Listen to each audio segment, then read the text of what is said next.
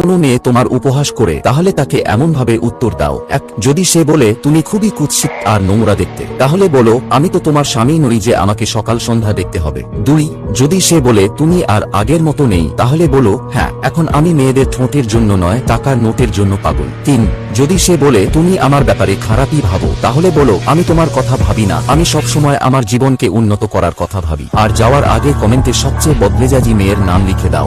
যদি কোনো